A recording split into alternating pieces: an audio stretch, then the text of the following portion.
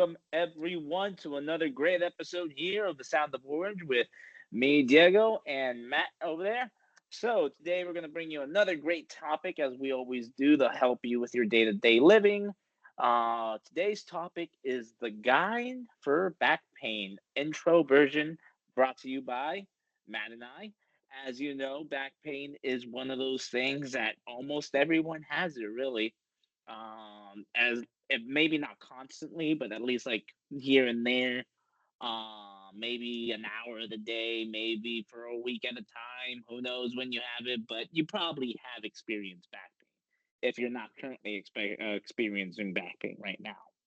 So we just want to give you some ideas of, hey, this is what we do, this is what we do with our clients, and this is what we think that would help you probably best alleviate that back pain and create a routine where even if it doesn't alleviate it, it gives you towards the steps to alleviating it eventually.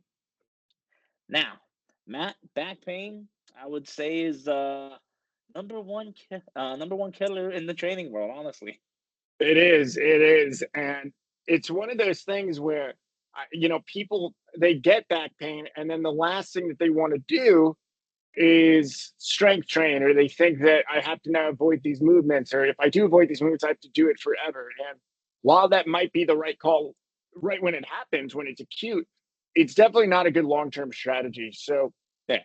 with a lot of the base that we work with, in the corporate world, um, back pain's just one of those things where people just accept it as like, oh, it's just part of getting older, and it's really not. It's a result of doing things over time for a long time that manifests itself into the injury. You can't really, unless it's an acute injury where it's like, oh, I know this happened from this. It's usually stemming from sitting for very long periods of time, being in this kyphotic posture, this hunched position that we all are in, whether we're at a desk job or not, just because of the phone and the laptop, we're hunched over. So that's going to manifest itself into back pain, and whether it's in the gym or just sitting, and that, overall tightness, stiffness, or pain. Yeah, definitely. I use the example where people misunderstand back pain like metabolism. They're like, my metabolism isn't as good as it used to be when I was younger, which is indeed not the case. It nearly is the same as you are now at whatever age that you've grown. But what really happens is our lifestyle changes. That's the Yeah. big one, from going outside, moving around, to, as you said, being in the sitting position where now I'm always rounded in my spine because like I'm sitting down almost everywhere and anywhere. If it's not on the train, if it's not in the office, if it's not in the car, just always there. If it's not rotting because I'm tired of the day. So that's usually how it happens with everybody. We're used to be so active when you're younger doing whatever it was, to now living this corporate lifestyle where now we became more stationary and thus our body's taking a toll. Now, one of the 100%. things that you would then tell your clients about back pain to start it off to try to get themselves more would be what exactly? I'd want to get them moving. So whenever I'm looking at something that is bothering them, so we're focusing on the back today, but let's say it's a knee, or it's a shoulder. You don't want to just look at that body part in a vacuum. You have to look at everything surrounding it, because the body works in a chain. So, for example, with the back, a lot of it is going to stem from what's right below it, which is the hips. So, especially for somebody that is sitting all day, if those hips are constantly in flexion all day and it's in this locked position, this like upper back is going to tilt forward, that now becomes their default position. So if we can do anything to get them out of that default position by mobilizing the hips, by putting their back into some extension and widening my chest, so it's a little tricky just with this, because I'm a very visual person. So what I'm doing, folks, is I'm kind of opening my shoulders, and anything that we can do to pull this chest wide to kind of reverse that movement that naturally happens with the head tilted forward and the shoulders rounding. That's going to be the first thing. And it has to be kind of committed to um, muscle memory in a way, because we have this new muscle memory that's been attached to us with this kyphotic posture. So what we have to do is, whenever we remember, okay, I'm slouching, pull back, pull back. But a couple things I like to do is any hip mobilizing drill. So, having someone on, all fours and just kind of segmenting the spine, going through what we call cat cows is going to be great for mobilizing the lower back. Hip circles. So we call it fire hydrants. Think about being in an all fours position where you're kind of raising your leg up, kind of like a dog peeing on a fire hydrant. That is going to help loosen up your hips, even just from that position, bringing the leg around is going to really help open everything up around the back, giving that back more space to operate. That's something that I like to do with folks. What I like to do in the beginning is usually, which all great points you brought up, is let people understand the difference between back pain and quote unquote back pain. Because one of the things is some people, again, all you really need is the move and it loosens up, or an exercise where we do. Because I'm a big kettlebell guy. If nobody understands how I use a kettlebell, it's very ballistically and mostly in hinges, meaning it's going to round out your back a bit. Especially if like you're new, your back will round out. We'll try to keep it as straight as possible, but for the most part, most people will round here and there. And when we put that through load, the first thing people was like, I feel this some in my back, and then I had to bring up the question: do you feel it fully in your back, or do you feel it somewhat in your back, but you also feel it in hamstring, glutes, wherever it is, core? Um, so that has to be understood for most of my clients because what I tell them is like, oh, this will be a lower back drill, and we're going to feel some of it in the back. The extent of what we want to feel is a question. But just because we feel some of it doesn't mean we should panic immediately. And because I see that panic a lot in people, they just avoid moving into flexion and extension because of they felt something in the back instead of understanding, hey, this is somewhat of a back exercise. You're going to feel something. You're not going to feel fully 100% the back, but you're gonna feel like maybe 5, 10, 20, whatever it is percentage in your back as you should. That's such a great point because basically what you're saying is it's not that the muscle is the problem, it's really a lack of movement that they're doing. So what happens is when you feel any sort of tightness or pain, you think, oh, I don't want to move more. I'm just going to stay in this position where it's not painful. And the problem is really for most folks, they're just not moving enough. Even if I were to maintain a perfect posture, if I keep that position for 8 hours, that's still going to become a problem. So I have to move my body through these ranges of motion. And one of the things that has become super popular for folks is these assisted stretching places, whether it's like stretch labs. Oh, I just have to stretch more. I'm like, no, you just got to move more. Like, start there. That and then the understanding of stretching and then strength training, which is as I call it, stretching through a A load. 100%. 100%. It's a great point. So that's one of the two things I was like, as long as you move, all right, we're getting moving, we're doing our walks or whatever that we brought up before. We're just getting some motion. Now we're gonna do those stretches. Now we're gonna put some weight and it's gonna move through a load. So now we're not only getting our back in motion, we're now getting our back stronger in a sense, so it can deal with the aches and breaks that we usually give it if it's not by our day-to-day lives of shopping at Costco or moving furniture or what have you that you do in your private life, golfing. And kettlebells are so great for this because kettlebells takes your body through these different ranges of motion and these different angles that you're dealing with a kettlebell, whether you're doing like windmills or kettlebell Mhm. swings or different things. The amount of people that hurt their back or hurt themselves reaching over in rotation for something, whether they're reaching for something across in the car and people listening to it probably like, oh yeah, it's happened to me, or they're reaching up and across. Well, when you train with kettlebells and you have load with different torque and different angles, that's going to train your back. It's going to train your core to protect yourself, so you're not vulnerable. But if you're again locked in a position when your body does when it comes time to move around, you're going to be asking for an injury or something to be pulled out of place. Now, just to make sure people also understand, there is again a truth in hurting yourself in exercise. So those are two different things Matt and I are talking about: of moving and feeling some pain, and to moving to feeling a lot of pain. So usually, how I keep the scale of pain within the body, it's like the same as RPE, rate of perceived exertion. If anybody knows that, how intense something is from 1 to 10. Now, one of the things I've learned is called RPT, rate of perceived pain tolerance.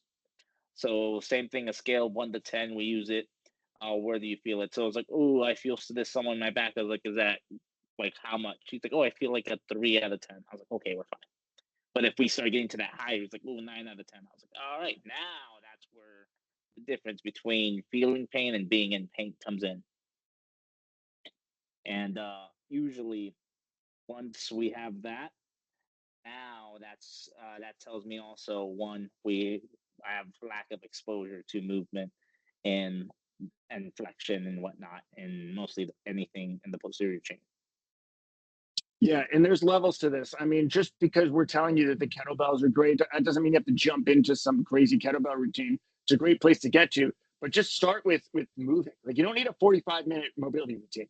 You just need like to just move more throughout the day, every 60, 90 minutes. If you're just standing up in your office and you're just walking around, that right there is going to make it even like just 2 to 3 minutes makes a huge difference. We just don't want to be in a fixed position for a long period of time. And I would challenge you listening, if you're in your office, look around, like see people's posture. I guarantee you a lot of people have that, like the neck is forward and they're, hunched over at their desk or they're on their phone. That's what we want to try to avoid. And over time, you work your way up to you can start doing things with kettlebells and the more advanced movements to really bulletproof your whole body, but especially your back.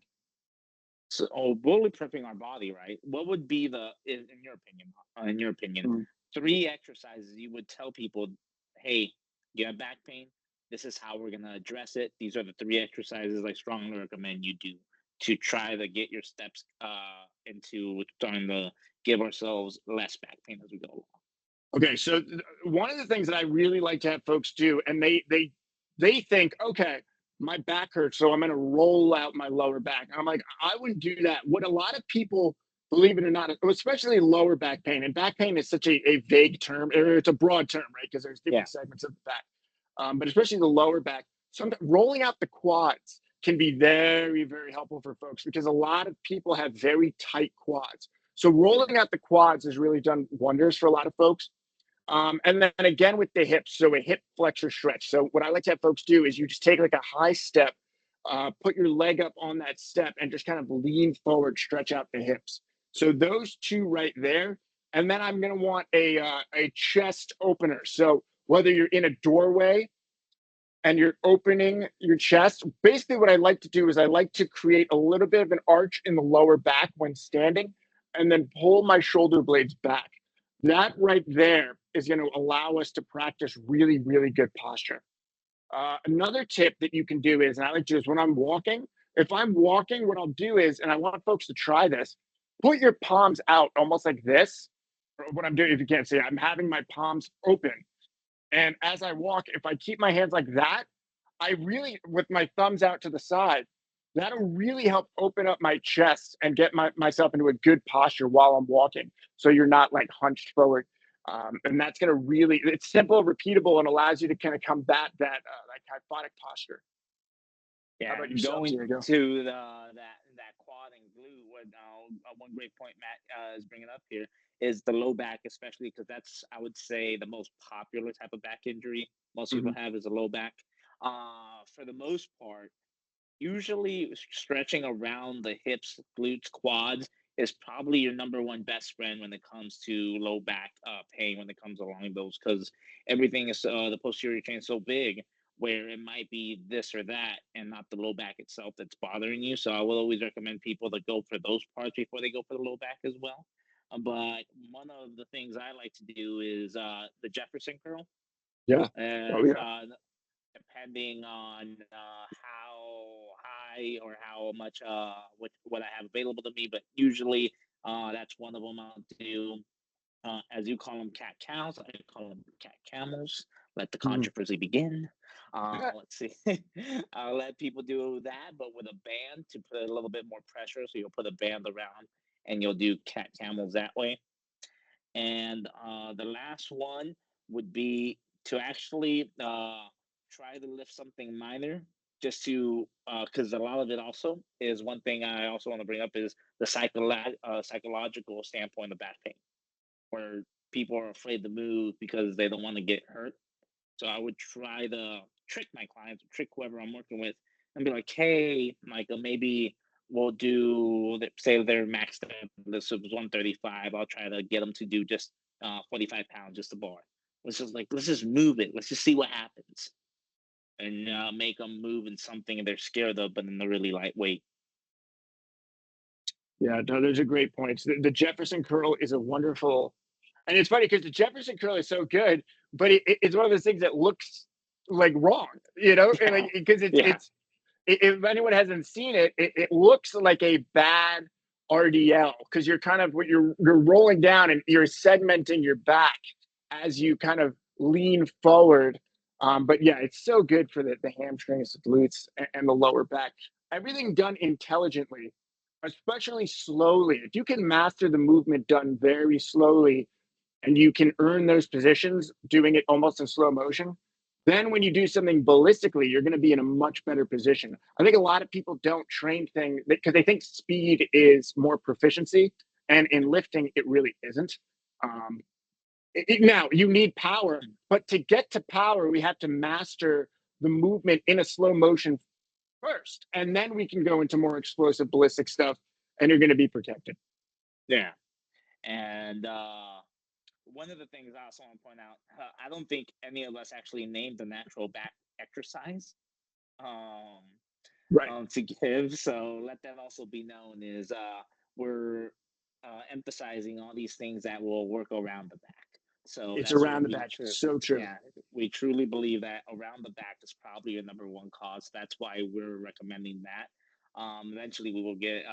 We believe in doing back exercises, but to us, the around the back stuff is probably the number one cause that's causing that back pain. Yeah, it's so popular now to just think, "Oh, my lower back hurts, so let me just get on this roller and roll out the back," and that might alleviate some muscular tension, but really, again, we want to get to the root cause, and it's going to be tightness. Just from years of doing this around the hips, even around like the upper back, the cervical. Just it really depends on where the pain is coming from, and you want to go downstream. So finding where the bottleneck is that's not allowing things to flow freely, and once you do that, you can really address it at the root. What would you think is the number one thing you see, at least at your gym, or if you see other gyms you work out in, number one thing you hate people do to try to alleviate the back? Oh man, to alleviate the back, it would probably be that, just like the rolling out the back, or just taking a massage gun to it. Again, I know it feels good, and it might help temporarily just in that spot, but it's not fixing the root cause of the issue. I mean, I wouldn't say what I'd say that I know causes a lot of back pain in folks is just bad lifting technique, and especially for like with you with kettlebells. Um, they just the kettlebell's way too far away from them. The object they're trying to pick up is way too far away from them. They're just lifting with their back. They're not operating through their hips, through their body, and that's really where it comes from. I mean, that's really where I see a lot of it. How about yourself? Is there anything for you that you feel like really stands out? Which I'll say even one more thing that stands out even way worse than technique is bad programming. Is to Yeah. me where it stands out the most. Where to me, I would rather you have a great program or it allows you to get somewhere at a safe result with bad technique than a bad program with good technique that you're eventually leading yourself to injury. Just building yourself up at a steady pace is what I um, usually don't see from most people.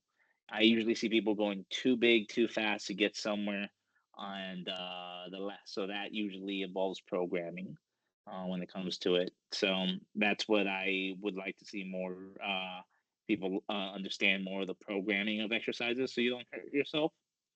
Meaning, yeah, just trying to get somewhere somehow, too fast, and lack of patience to get there. Yeah, and patience is such a good word because it will take years to build up really good mechanics in the body, repetitive movement over and over again. And it can just take a second of a lack of focus or not paying attention or doing something irresponsible that can completely just derail you and put you, on the shelf for a period of time. So you need to be really Mhm. smart about the movement patterns that you're doing and why you're doing stuff. Protect your Yeah. ego in certain situations. That doesn't mean you don't push, but you have to know what you're doing. And when you start using free weights and you start doing more ballistic style training, explosive type stuff. That's where having a coach is everything. You need Mhm. that third eye to take a look and make sure that you're moving the body through space properly, and you're moving like an athlete. Yeah. And then one of the things is that back pain is not showing up just to move. So meaning staying if you have back pain and you're aware of back pain, is just staying stationary because now we're just gonna fuel up the problem. So that would also, be the other thing that I'm like, that's a red flag. I was like, you're in pain. We can't just ignore it by like, oh, I'm gonna rest by doing nothing, just kind of doing your job and just avoiding the gym, avoiding movement overall, because you think that's the easiest way to heal. But we Yeah, have to get to our emotions. and that's a great point, Diego. One caveat I'll put to that, because like if somebody comes to me and like, hey, like I hurt my back, I like to say, definitely like ease off it. Don't do much for Mhm. a little bit, because then we kind of want to time it. If we're like a week or 2 weeks and if it's an acute thing and then it goes away, great. Once we start getting over that 2 week mark, right, and something's still really bothering you, well, now we've got to really take a look and see if we've got something more chronic going on here. So Mhm. if you do pull something or you just had bad technique and you're doing something, rest can be helpful. But yeah, after a certain period of time, it's no longer a rest issue. There's something mechanically that we need to really look at and make sure that there's something structural going on. Yeah, and one of the things as well when it comes to that back pain, just letting it beat you mentally. It's also don't let it beat you mentally. Psychologically, the biggest thing of having an injury is knowing you had an injury. So Yeah, I always that's a great recommend, point. yeah, be fearless, not fearless, cautious, but And don't be paralyzed. when you're coming back from a back injury, whether it's a back or anything, where people get into a lot of trouble is, let's say they're hurt and they're like 80% of the way back, Mhm. but then they think in their mind they're 100%. So then they jump right back into it, and it's like you were so close, but then you pushed it. So really let the whole, like, if you're coming back from an injury, give it a little bit of extra time, because those extra few days or weeks can make a big difference. But that whole time, still moving and kind of having this, like with mobility, it's a very exploratory process as you go through different movements. Okay, how does that feel? Can I do this? And slow and controlled. How does this feel when I reach my arm up? Does that hurt? Mhm. Okay, if I go to this side, that's really what mobility is all about. It's Yeah, taking your body through these very deliberate, slow movement patterns and monitoring how it feels and it's feeling it improve over time. yeah. So hopefully, especially those who are experiencing back pain today, because every now and then I am guilty of experience. I wake up and I'm like, what the heck did I do? Because now some of it, as you do age, you experience it differently. I wouldn't say age takes me down, but it does let me know. It's like, okay, I'm not in my 20s, I'm in my 30s now. I was like, I'm starting to feel this a little differently than I used to. So, working around how the body feels is also important. So, yeah, listening to your body is key as well. But making sure you understand the difference between pain and quote unquote pain, as we Yeah. say through here. Mobility, But mobility. And it's like eating your vegetables. You just do it over time, and then it really will pay you dividends. You can't just do it once and expect to be cured. You have to do it over and over again. amen. Well, other than that, that is our guide to giving at least our opinion of how we should be taking back pain into account, doing our best to try to work with the back pain to alleviate it, and then creating a plan to get stronger so that doesn't happen again. So if you're experiencing back pain or you've experienced it before and you want to try to learn how to work through it to make sure it doesn't happen again or it gets better over time, these are the steps we would recommend. Um, and these are the things that we would recommend you avoid as well when it comes to those things. Other than that, again, guys, if you have any questions, feel free to throw them right here down in the comment section. We will address them when we can. And hopefully, this topic was very helpful for everyone. And we will see you on the other episode of The Sound of Orange. Matt, if you have any goodbye comments, now's the time to let them know. Get your mobility in. That's really it. Get your mobility in. Take it slow, and protect your back, because I tell you, the best ability is availability. So let's Ah, not get hurt, folks. preach it, preach it. Unless you're on All right. PTO, then Right, right. Then you're not available. Yeah. All right, guys. We'll see you next. Take care, everybody. Bye bye.